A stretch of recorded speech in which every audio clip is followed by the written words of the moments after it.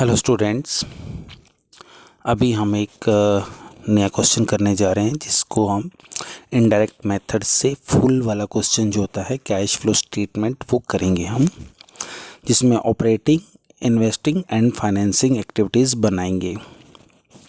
ठीक है, तो ये आपके पास एक क्वेश्चन दिया हुआ है, इक्विटी शेयर दिया हुआ है,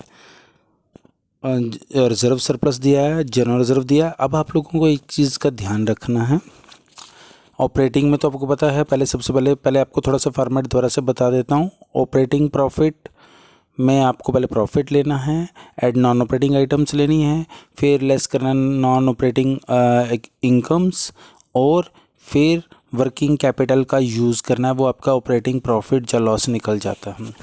उसके बाद आपका इन्वेस्टिंग आता है। इन्वेस्टिंग में हम देखते हैं फिक्स्ड एसेट्स को। अगर आपके फिक्स्ड एसेट्स इंक्रीज़ कर रहे हैं तो इसका मतलब कि आपने और ख़रीदा है, तो इसका मतलब कि आपके पैसे कैश आउटफ्लो हुआ है।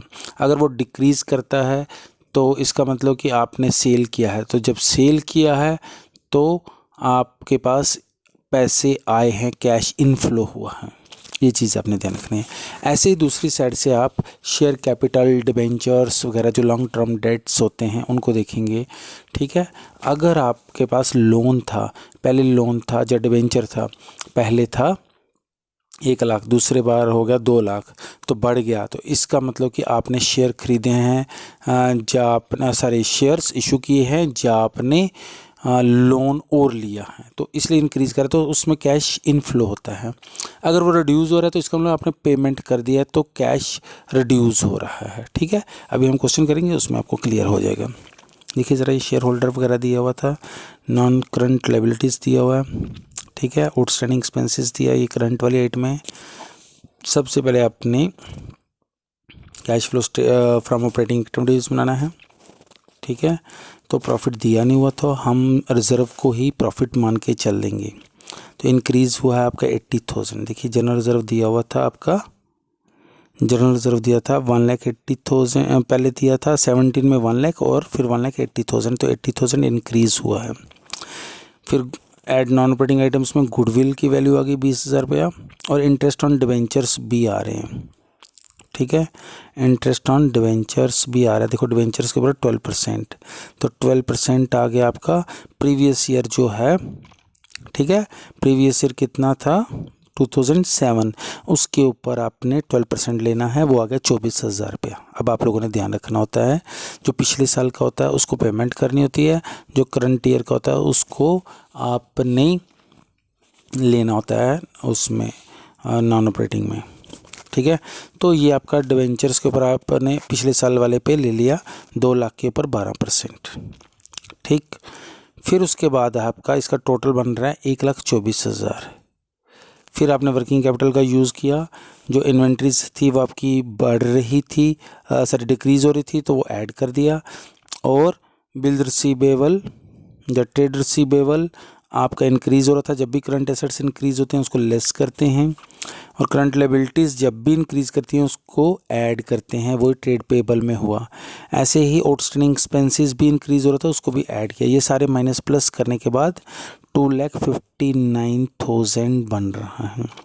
ठीक है, ये आ गया आपका net cash flow from operating activities 2,59,000। ठीक है, अब आप लोगों ने क्या करना है, उसके बाद आ गया इन्वेस्टिंग। इन्वेस्टिंग में क्या करना है आपने, इसको देखना है। इन्वेस्टिंग में देखना है अपने एसेट्स को। ठीक है, करंट एसेट्स तो आपके ऑलरेडी हो चुके हैं। अब आप फिक्स्ड एसेट्स को देखेंगे ज़रा। लैंड एंड बिल्डिंग पहले थी 5 लाख, अब आ गई 8 लाख, तो इसका मतलब कि आपने और ख़रीदी है 3 लाख की। जब आपने और ख़रीदी है 3 लाख की तो आपके पैसे चले गए हैं, माइनस में आएगा। ठीक है, इसको हम लिखेंगे purchases of land and building. ठीक, तो माइनस में आएगा क्योंकि ये आपका खर्च हो चुका है। फिर है मशीनरी। मशीनरी पहले 1,20,000 थी, अब 1,30,000 हो गई है, तो ये भी खर्च हुआ है। ठीक है, ये भी माइनस में आएगा। दोनों purchases of land and building 3 lakh और उसका 10,000, टोटल हो गया 3,10,000। वही आंसर आ गया। उसको हम बोलेंगे net cash used in investing activities. Used का मतलब जब भी माइनस होगा तो यूज्ड होगा, जब प्लस में आंसर आएगा तो नेट कैश फ्रॉम इन्वेस्टिंग लिखना था, ठीक है, यहाँ माइनस है इसलिए net cash used in investing activities, ठीक है। फिर हम अब देखेंगे इसको कैपिटल को, इक्विटी शेयर कैपिटल। पहले 4 लाख था, अब 5 लाख हो गया, बढ़ गया। जब बढ़ गया इसका मतलब आपने और शेयर इशू किए, जब और शेयर इशू किए तो पैसे आए, 1 लाख रुपये आया। रिजर्व हो चुका आपका, जनरल रिजर्व हो चुका पहले से ही उधर ही, ठीक है। फिर आपका डिबेंचर्स 2 लाख था, अब हो गया 1.5 लाख, तो मतलब 50,000 रुपया आपने पेमेंट कर दिया है, कम हो गया तो इसको आपने पेड कर दिया है, तो उसको रिडम्पशन बोलते हैं हम, रिडम्पशन ऑफ डिबेंचर्स, ठीक है। और ये आ गया रिडम्पशन ऑफ डिबेंचर्स। पहले आपका आ गया इशू ऑफ शेयर कैपिटल, बढ़ रहा था तो ऐड हो गया, जब रिडम्पशन ऑफ डिबेंचर्स हो गया आपने पेमेंट कर दिया है। और इंटरेस्ट ऑन डिबेंचर भी जो था आपने पहले ऑपरेटिंग में लिखा था वो भी यहाँ पे भी लिखना है, ठीक है। ये 2 बार आएगा, ये आपने ध्यान रखना है क्योंकि ये एडिशनल आइटम है। तो 24,000 रुपया 2 लाख के ऊपर अगर आप 12% करेंगे तो 24,000 होता है।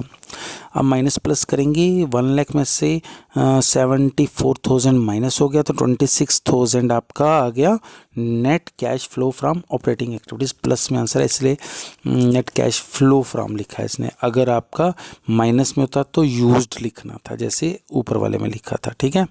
तो 26,000 इसका आ गया। अब आप लोगों ने क्या करना है, अब टोटल माइनस प्लस करना है। 2,59,000 प्लस का है, 26,000 प्लस का है, 3,10,000 माइनस का, ठीक है।